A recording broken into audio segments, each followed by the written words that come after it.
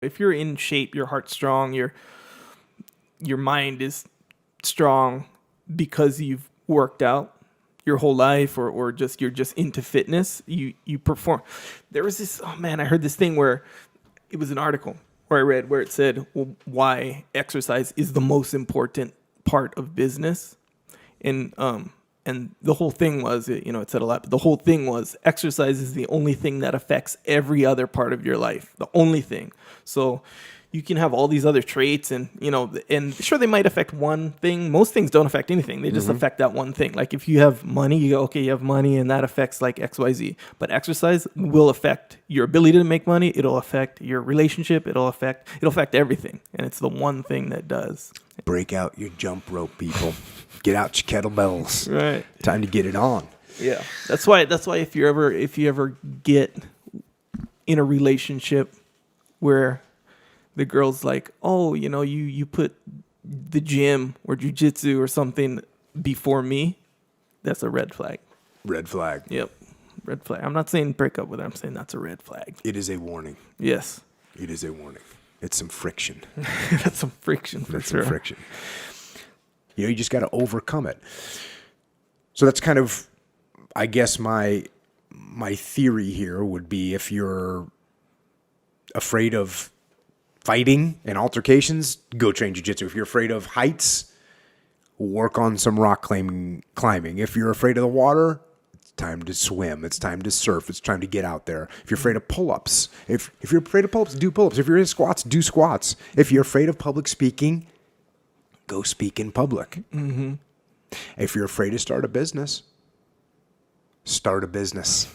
Make it small. And on all these, what you have to do is you have to mitigate the risk and you have to ease yourself into it, but you got to go for it. And eventually you will overcome that fear. Mm-hmm.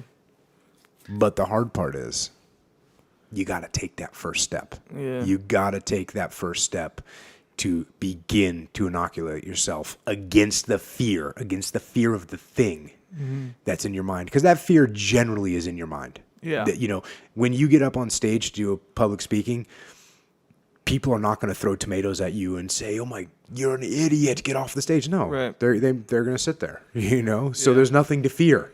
Yeah. It's in your head. The handcuffing boss. The way you overcome the handcuffing boss is by building a relationship with them. And I'll probably end up saying this on every podcast. Mm-hmm. I had the same relationship with every boss I ever had, whether they were psychopathic micromanagers or whether they were tactical genius, laissez-faire leaders. I had the same relationship with all of them, which was they trusted me, they knew I was going to get the job done, and they gave me what I needed. That's what you're trying to accomplish. And some people, as Leif just pointed out, you have to work harder to achieve that. Some people are less trusting. Some people are more paranoid. You're going to end up having to figure out these other human beings. And that's what is hard about leadership, especially up the chain of command. So you've got to figure out this puzzle of a human being, and you've got to get towards that strategic goal, which is building a relationship of trust. And once you have that, the cuffs are going to get unlocked. Now, the other piece, the credit hog that Leif just talked about, clearly,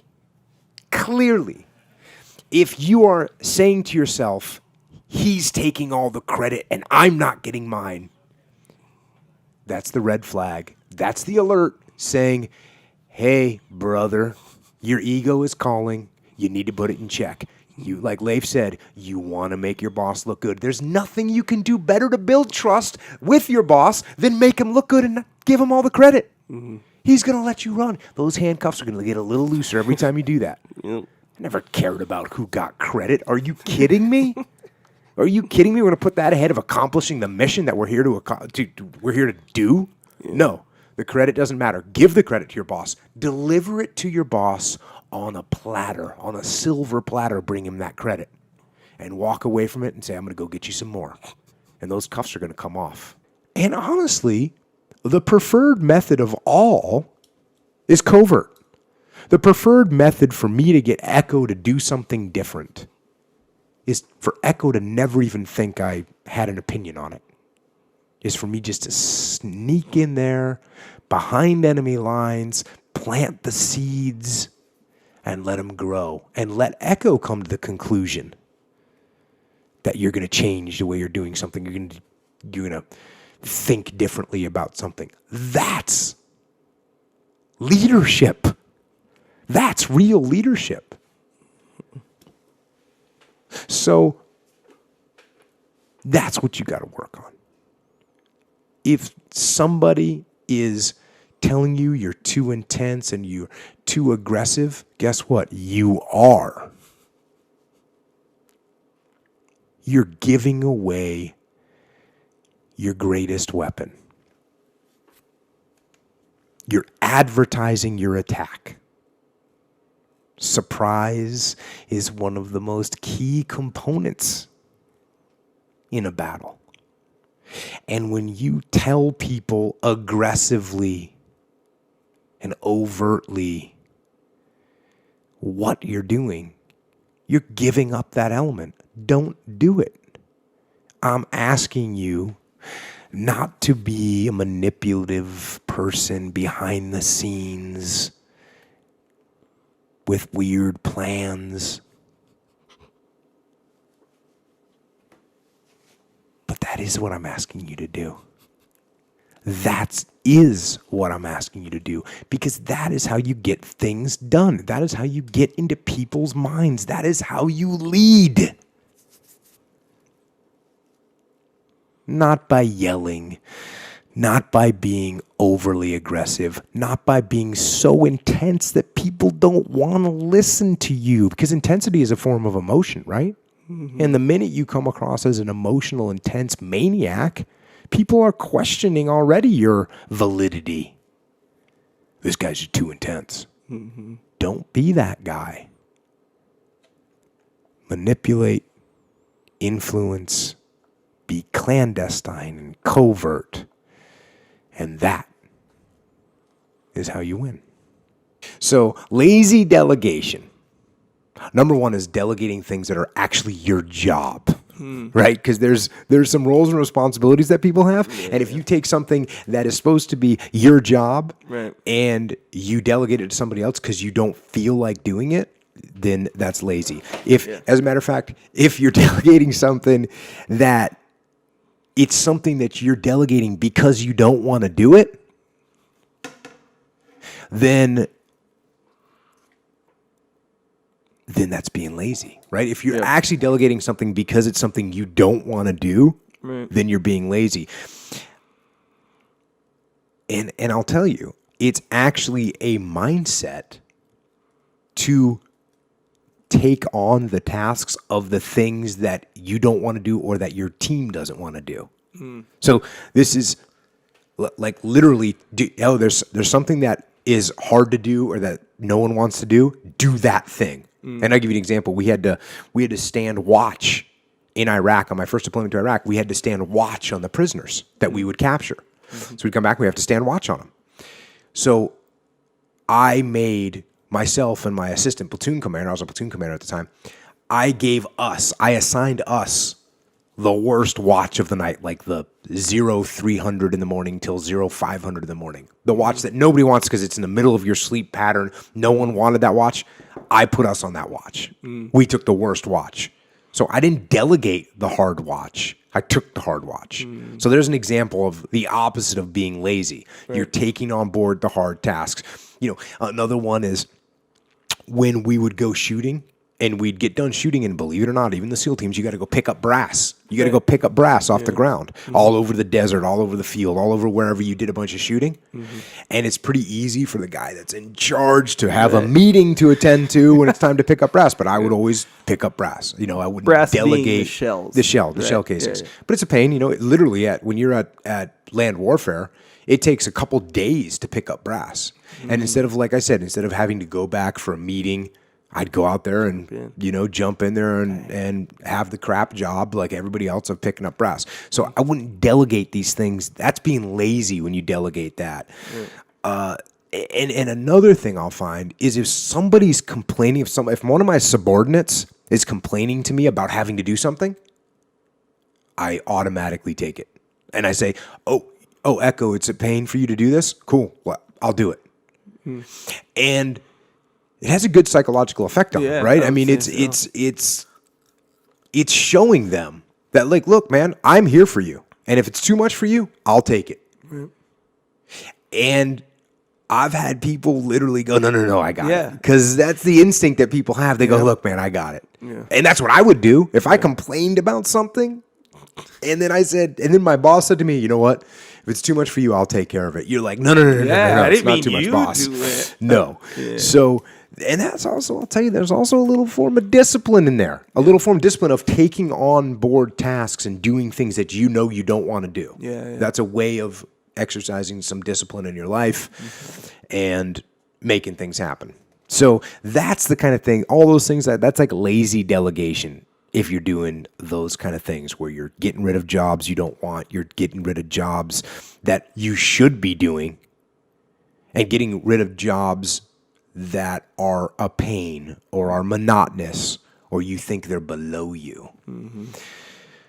So the opposite of that is decentralized command, right? This is where you're letting other people do what they're supposed to do. It's when you're letting people do things that will help them grow. Does it help a person grow by picking up brass? I suppose there's a little character building in there, but it's not going to literally help them grow, so you don't need to delegate that task. Does it help someone grow as a leader to do the 0300 to 0500 watch on prisoners? No. It's pain. It's just unmitigated pain.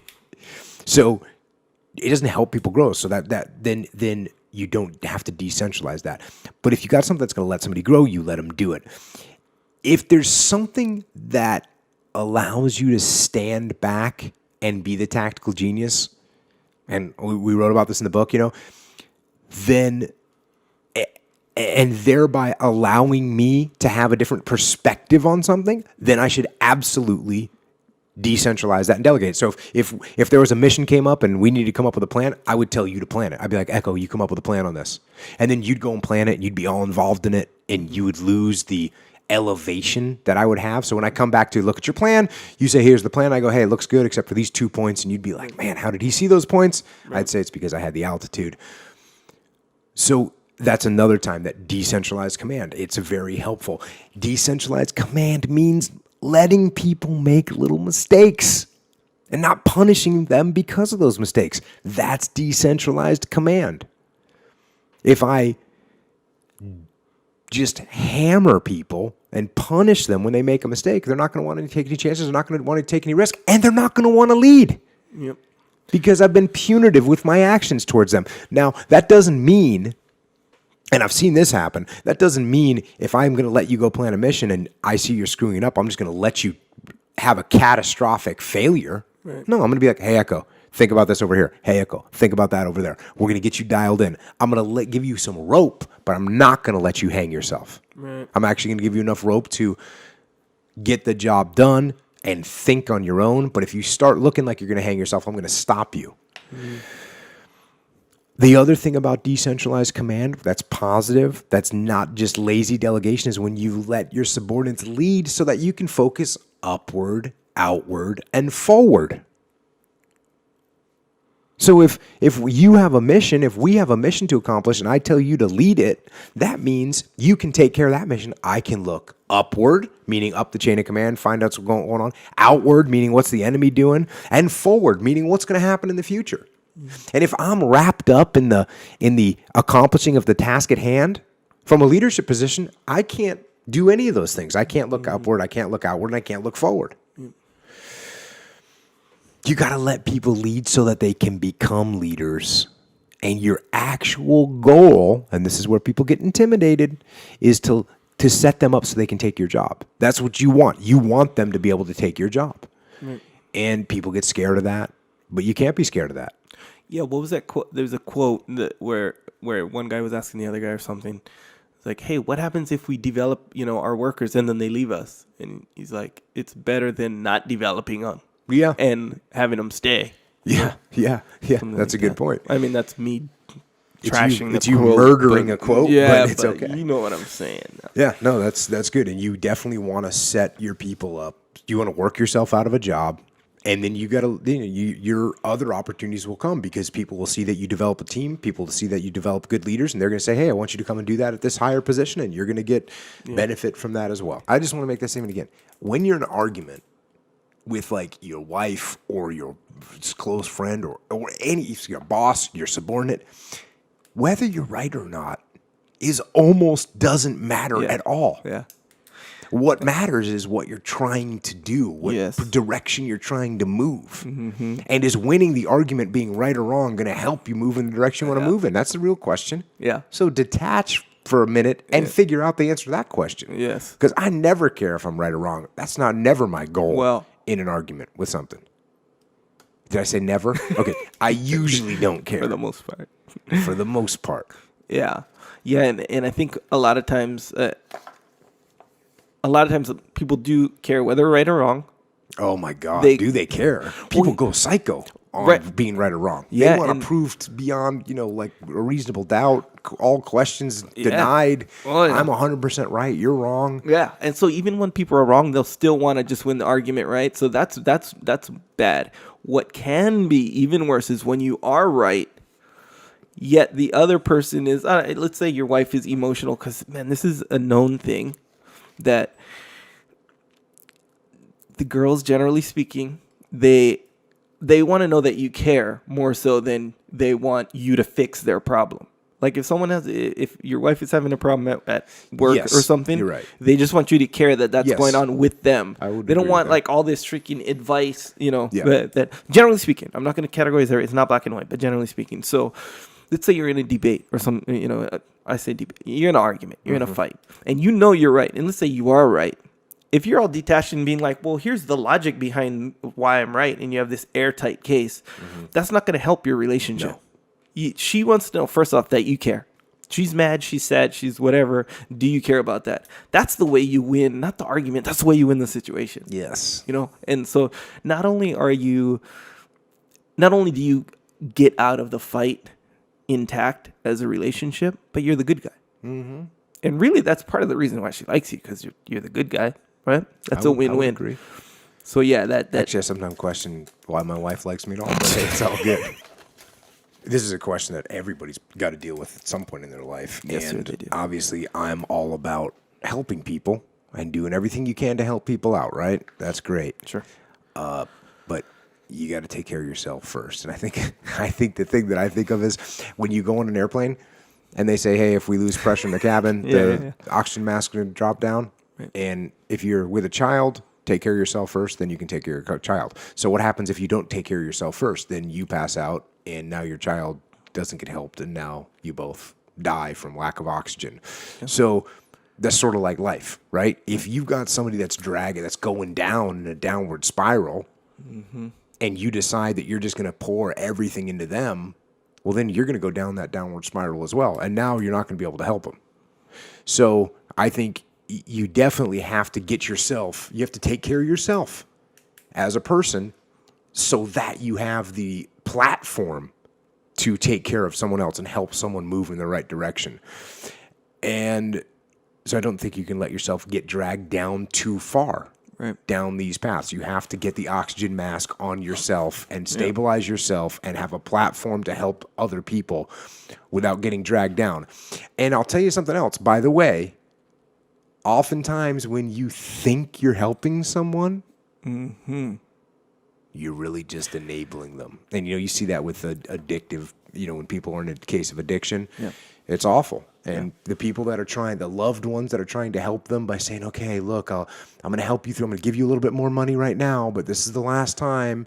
And then the next week I'll give you a little bit more money. And all they're doing is buying booze or drugs or whatever addiction that they have. And it's horrible to see. And you are actually, even though you think you're helping them, you're actually hurting them. And so I think, I guess it's the big night for detachment on the podcast here, but you got to detach. You got to make sure you're not becoming emotional. You got to make sure that you're seeing the person and the situation for what it really is, not what you want it to be, but what it really is, who they really are, what they are really doing. And then when you're detached, you got to make logical decisions from that point of detachment to decide whether this person can be helped and how far you're willing to go to help them. Mm-hmm. And you got to remember, you can't be a hero to everybody. Yeah. And you can't help everybody all the time. And again, I want to help people out when they're in trouble, but you need to maintain your own stability in life so that you have a platform that you can help people. Because if you burn down your platform and you throw away your stability, not only will you not be able to help that person, but you won't be able to help anybody, including yourself eventually.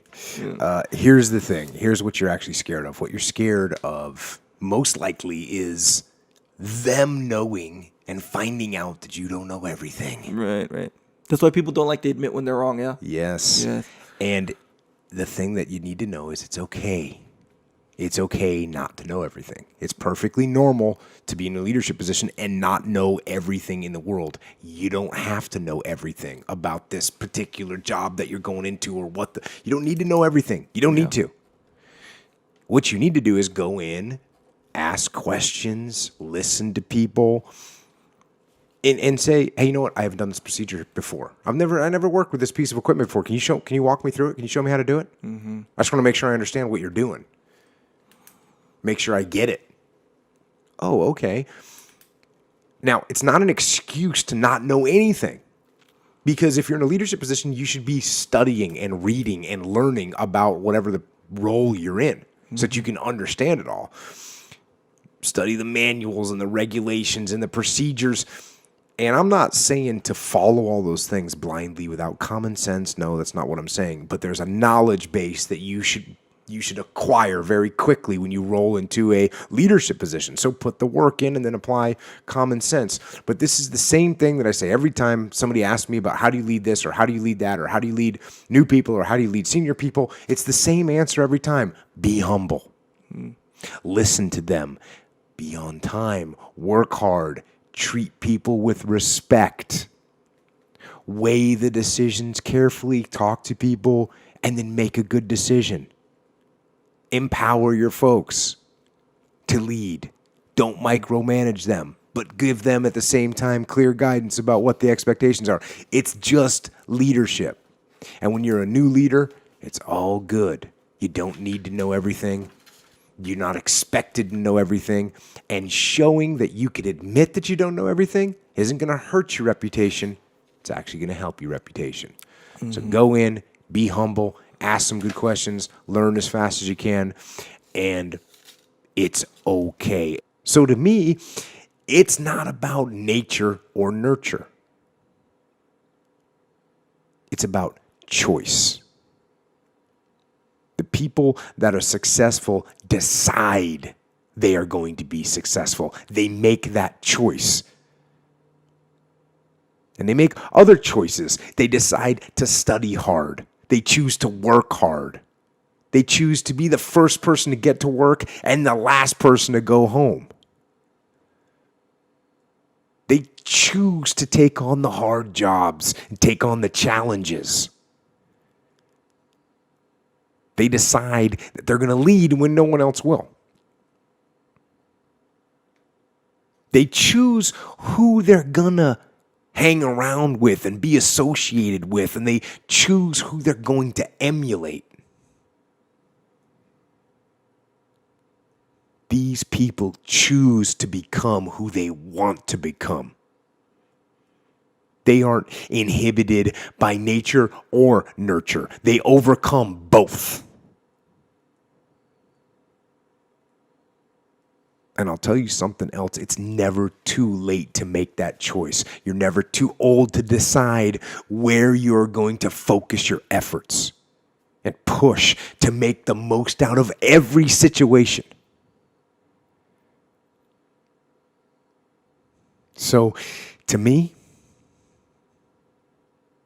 it's not about what you've been through and where you were.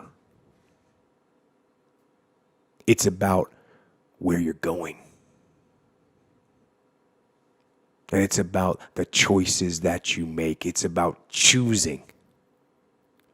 Choose to make yourself smarter and stronger and healthier. Choose to work out and study and eat good food and keep your mind clean. Don't let nature or nurture make you.